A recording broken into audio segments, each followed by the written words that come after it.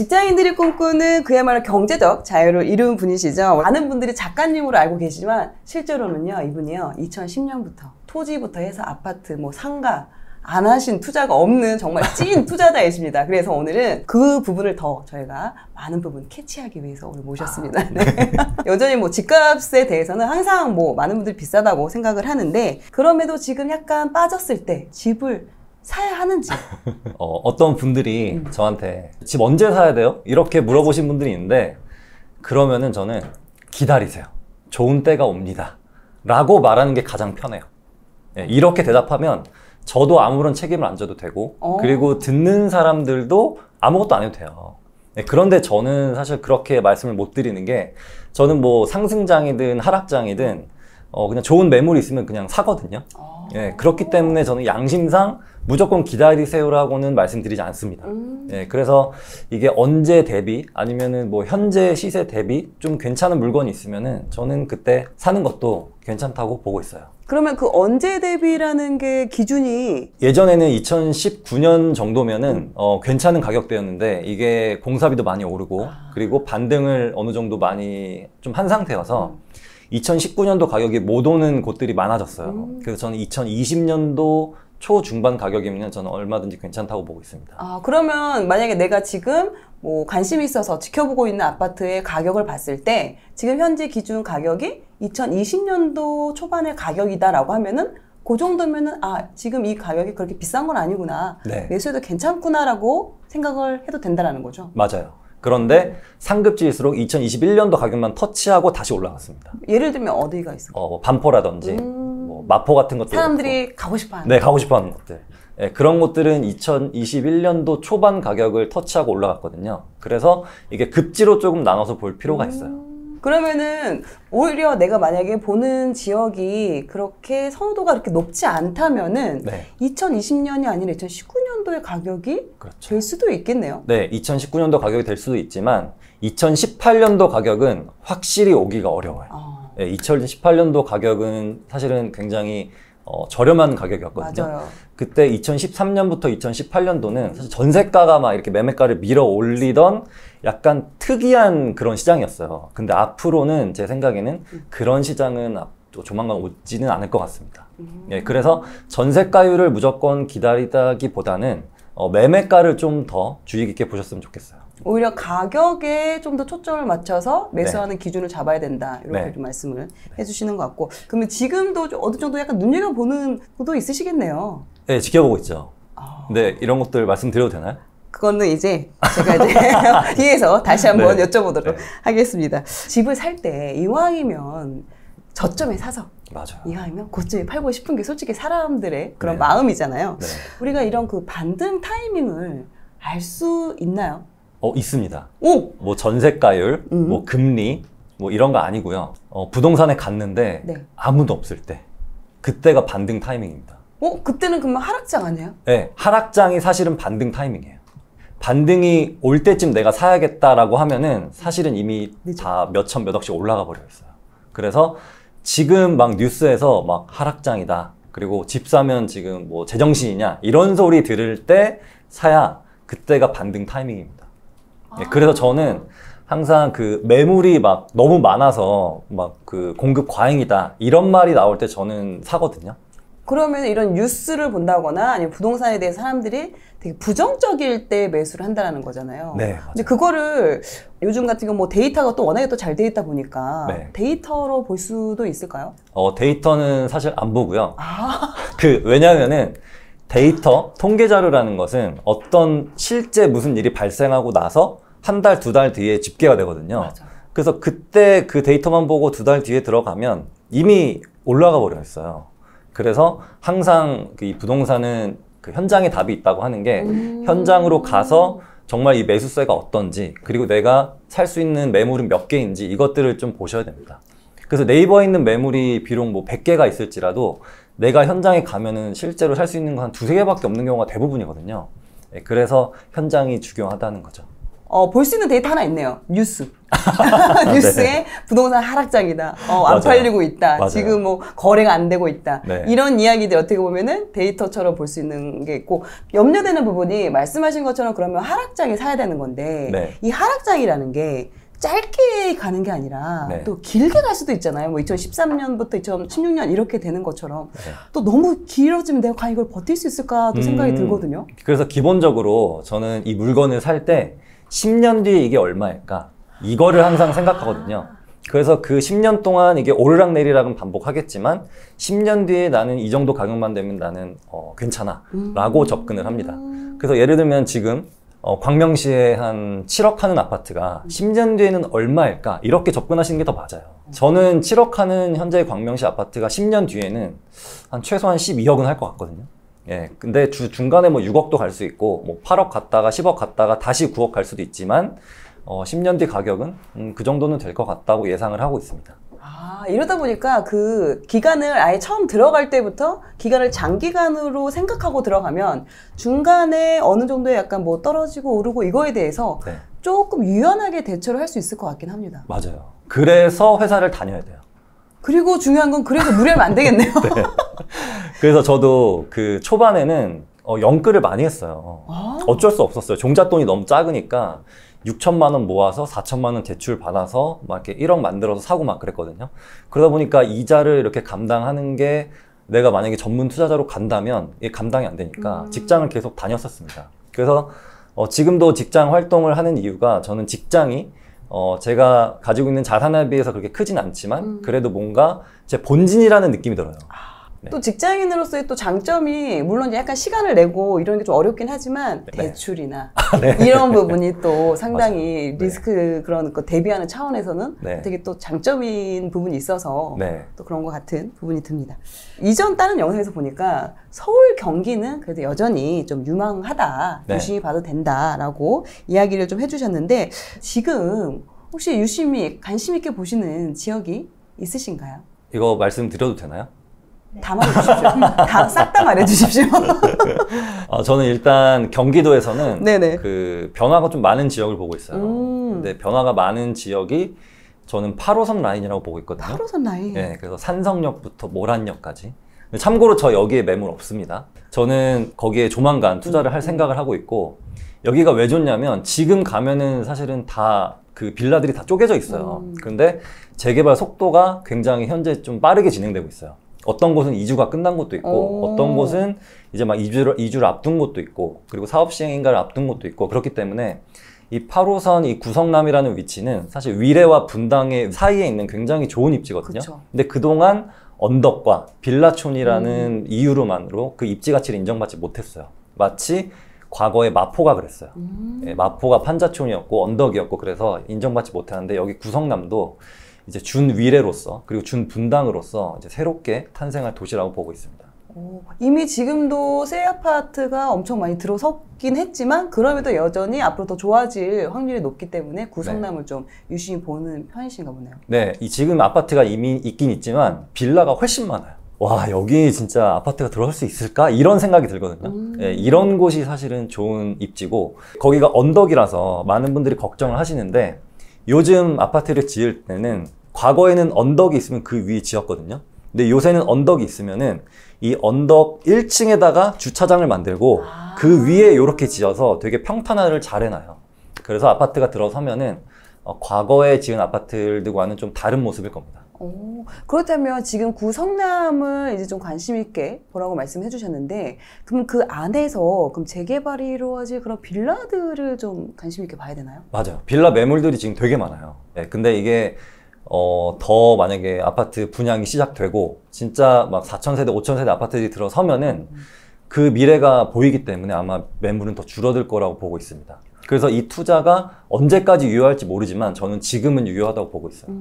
지금 빌라 같은 게 투자가 좀 어려운 부분이 네. 특히나 이제 재개발을 이제 보고 들어가야 되는데 이 재개발이 과연 언제 될지 이런 부분이 조금 염려스러워서 맞아요. 쉽게 이렇게 딱 들어가기가 어렵거든요. 맞아요. 그래서 이게 너무 초반에 들어가다기보다는 어느 정도 진행된 걸 들어가는 게 좋거든요. 근데 여기 구성남 지역들은 어느 정도 다 진행이 됐어요.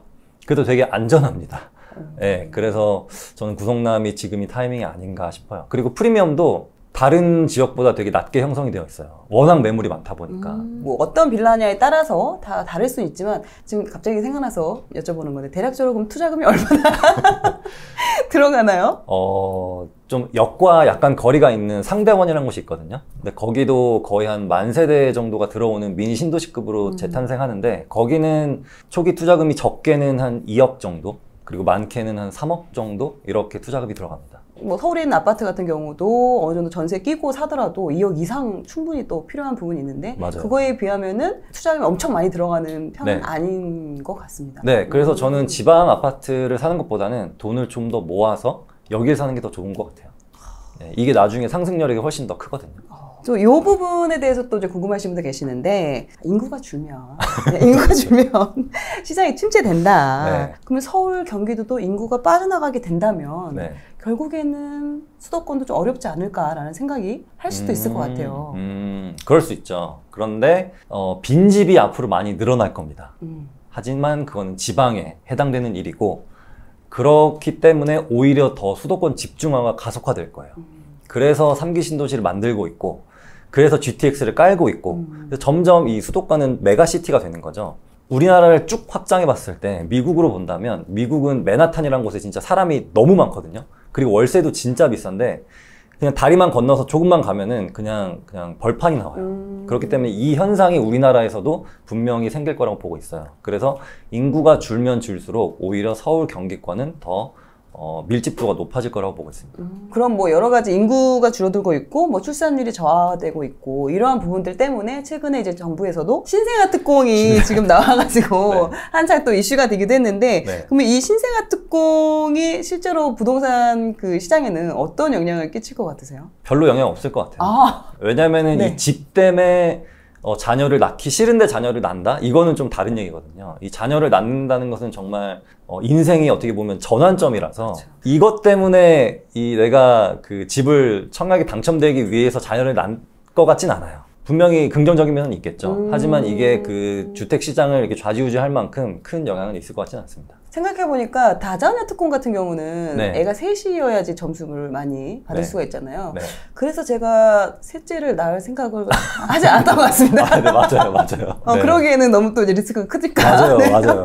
그렇게 또 이제 대입을 시켜서 생각해보니까 네. 그렇네요. 네. 네, 알겠습니다. 근데 물론 이제 이 부분을 잘 활용하실 분들은 임신을 하신 분들이나 이런 분들한테는 되게 매우 좋죠. 좋은, 아주 매우 좋은 혜택이 네. 될 수 있을 것 네. 같습니다. 모든 사람이 그렇다고 뭐 수도권에 살 수 있는 건 아니잖아요. 맞아요. 결과적으로는 그 네. 땅에 한계가 있으니까. 네. 그럼 수도권 외에 그래도 이 정도 지역은 인구가 줄어들더라도 괜찮은 것 같다라고 보시는 그런 지방이나 이런 데가 있을까요? 부산은 괜찮다고 봅니다. 이게 광역시에도 광역시 나름의 힘이 있거든요. 맞아요. 그런데 어정쩡하게 대전이나 뭐 이렇게 천안, 청주 같은 서울하고 좀 접근성이 좋은 도시들이 오히려 힘이 빠질 가능성이 커요.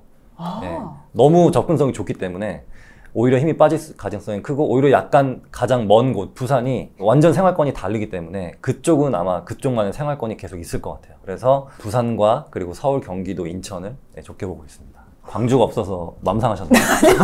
근데 그건 뭐 별개의 부분이니까. 네. 저는 약간 의아했던 게 네. 충청권이 오히려 현재 인구가 늘어나고 있거든요. 네. 그 이유는 접근성, 오히려 수도권과의 접근성이 있기 때문에 네. 또 이제 말씀하신 것처럼 수도권이 확장이 된다는 거는 네. 그만큼 수도권이 더 커진다는 의미여서 네. 결과적으로는 이 충청권까지도 영향을 받지 않을까라는 음. 의미에서 저는 그래도 충청권은 그래도 괜찮지 않을까? 그리고 많은 분들이 또 그렇게 생각을 하고 계셨거든요. 네. 그런데 충청도 뭐 인구가 늘어날 수 있지만 일단 충청도 쪽에는 땅이 너무 많아요. 예를 들어서 천안 같은 경우 불당이 원래 이 대장이었다가 네. 신불당이었다가 이제 탕정으로 막 옮겨가고 있죠.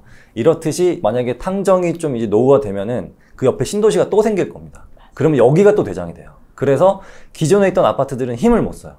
그래서 저는 오히려 땅이 별로 남지 않은 부산의 핵심 지역과 서울, 경기, 인천 쪽을 더 미래 가치가 있다고 보고 있습니다.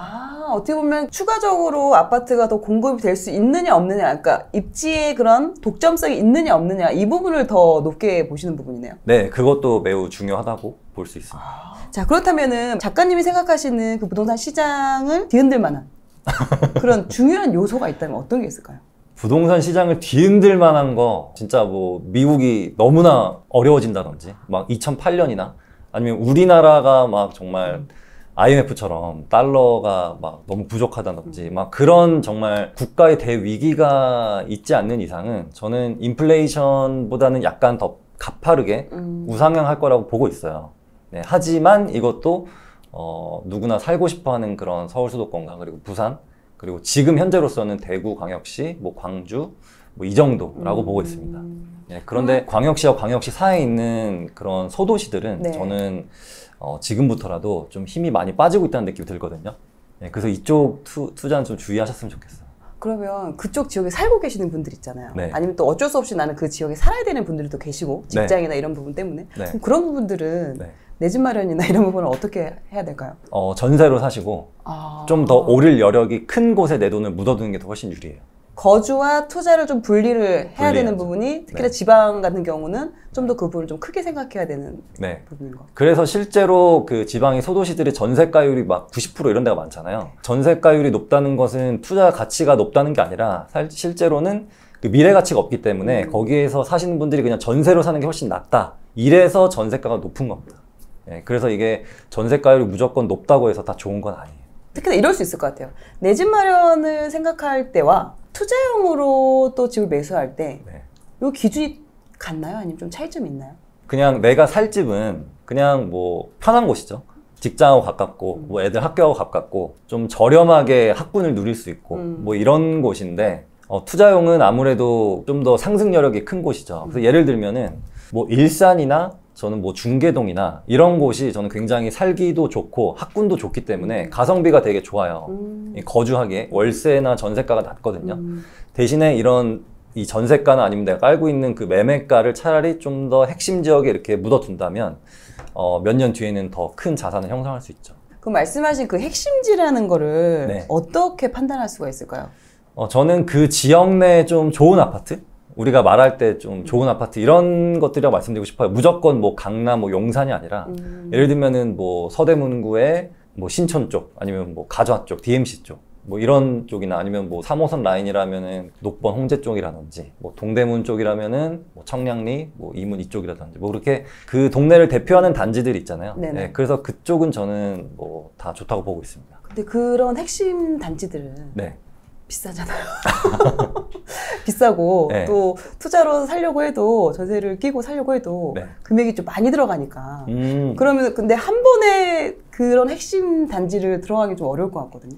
3억이 있다고 한번 가정해 볼게요. 그러면 3억으로 뭔가를 이렇게 살려고 하면 한 5억짜리 내가 살 수 있지 않을까 그렇게 먼저 생각을 하지만 실제로는 그렇게 신축의 대단지 아파트들은 전세가도 높아요. 기본적으로. 네, 수요도 많고 그러다 보니까 10억에 7억이 전세가 세팅되어 있는 것과 그리고 5억에 2억이 세팅되어 있는 아파트 하면은 저는 10억에 7억이 전세되어 있는 게 더 좋다고 보고 있어요. 이게 나중에 상승 여력도 더 크거든요. 근데 그 투자금만 봤을 때는 똑같아 보이는데 네. 왠지 10억 그 매매가 10억이라는 거에 압도당하는 게 좀 있어요. 맞아요, 맞아요. 저도 처음에 그랬어요. 네, 그런데 이게 한 번만 하면 괜찮아요. 이게 처음이 중요합니다. 네, 처음만 딱 한 번 하면은 저는 그 다음부터는 더 좋은 거를 계속 찾을 수 있을 그런 눈이 뜨인다고 보고 있어요. 주의할 점 없을까요? 왜냐면 예를 들어서 요즘같이 막 역전세 나고 이러면 네. 전세가가 7억이면은 여기 이제 약간 또 조정을 받을 수가 있잖아요. 역전세가 나면. 네. 그럼 또 그 비용을 내가 내어줘야 되는데 이런 거 좀 약간 주의할 점 없을까요? 역전세는 오히려 지방에서 더 많이 나고 있어요. 이런 서울 수도권에서는 역전세가 생각보다 크진 않아요. 그리고 지금 현재 시장에서는 역전세는 이제 거의 끝났습니다. 그렇다면 오히려 지금은 전세가가 많이 빠져 있는 상태이기 때문에 전세가에 대한 거품이 많이 빠져 있으니까 네. 지금 매수를 하게 되면은 오히려 역전세를 맞을 확률이 훨씬 낮다라고 보시면 훨씬 적죠. 네, 오히려 전세가가 거품이었던 2021년, 2022년이면 맞아요. 위험했지만 네. 지금은 저는 충분히 괜찮다고 봅니다. 오히려 오를 확률이 앞으로는 더 많다. 네, 전세가도 제 생각에는 뭐 앞으로 역전세가 오는 그런 매물들이 물론 있긴 있지만 그것 때문에 집값이 막 영향을 받을 것 같지는 않아요. 지금 타이밍은 저는 꽤 괜찮은 타이밍인 것 같습니다. 물론 말씀하신 것처럼 사람들이 좋아하는 그런 단지들을 가는 것도 중요한데 이거를 아무 때나 사면 안 되는 거잖아요. 어느 정도 가격, 말씀하신 것처럼 2020년도에 그 가격만 생각하면 되는 건지. 네, 2020년도 가격 이것도 중요하고 그리고 이 돈으로 더 상급지에서 살 수 있는 것들이 있을까? 좀 더 상품성이 좋은 걸 살 수 있는 게 있을까? 이것들을 계속 같은 시기별로 한번 구분을 해보는 거죠. 예를 들면은 어디 분양가가 막 12억, 13억이에요. 그런데 좀 더 상급지에 약간 한 10년 된 아파트가 더 입지도 좋은데 여기도 12억, 13억이다 하면은 그쪽이 더 저렴한 거죠, 오히려. 네, 그래서 상품성을 보는 것보다는 입지와 그리고 그 같은 시기에 좀 더 상급지에 저렴한 것이 있는가 이거를 보는 게 좀 중요하죠. 그래서 요즘은 저는 청약시장이 약간 거품이라고 생각해요. 청약이 굉장히 뜨겁잖아요. 네. 그래서 저는 오히려 청약보다는 그냥 일반 아파트, 그냥 기축 아파트들이 더 좋은 타이밍인 것 같습니다. 오히려 작가님은 남들이 관심 가질 때는 그건 오히려 일단 안 봐. 네.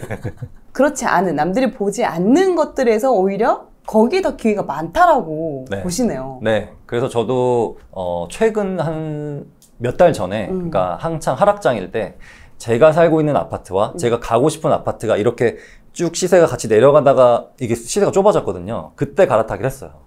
네, 그러니까 훨씬 더 적은 금액으로 상급지로 이동을 할 수 있게 되었습니다. 무주택자 직장인분들이 만약에 서울에 좀 내 집 마련을 꿈꾼다. 근데 내가 지금 현재 월급 보통 한 300만 원 정도 받고 있는 직장인이다라고 한다면 이런 분한테는 좀 어떤 로드맵을 좀 줄 수가 있을까요? 일단 내가 종잣돈은 얼마까지 모으겠다. 이거는 좀 플랜을 좀 짜줬으면 좋겠어요. 저 같은 경우는 월급의 한 90%를 저축했거든요. 그래서 그 종잣돈을 최대한 많이 모으신 다음에 내가 할 수 있는 투자가 무엇이 있을까? 이거를 한번 찾아보는 거예요. 그래서 광역시나 뭐 지방 투자를 먼저 할지, 하지만 제가 말씀드렸지만 이 어정쩡한 지방은 계속 인구가 빠르게 소멸되고 있기 때문에 좀 광역시 위주로 하셨으면 좋겠고, 만약에 지방 투자 하실 거면 아니면 내가 좀 더 모아서 수도권에 하겠다, 이 플랜을 좀 정하시고 시작하셨으면 좋겠어요. 어찌됐든 두 가지가 병행이 돼야 되네요. 네. 돈을 모으는 것과 네. 그리고 공부. 네, 돈을 모았는데 공부가 안 돼 있으면 이상한 거 사고, 내가 지식은 있는데 돈이 없으면 아무것도 못 하잖아요. 또 하나 필요한 게 지혜인데 돈과 지식이 다 있는데 계약금을 쏠 용기가 없다. 이러면 또 아무것도 못해요. 행동력. 네네. 그래서 이 세 개를 동시에 길러가셨으면 좋겠습니다. 저도 종잣돈을 한 2년 만에 모아서 샀거든요. 근데 어떤 분들은 막 6개월 만에 빨리 모아서 뭐라도 작은 거 해봐야지 하는데 사실은 좀 더 길게 가져가도 괜찮아요. 항상 투자할 물건은 그때 항상 있다고 보시면 됩니다.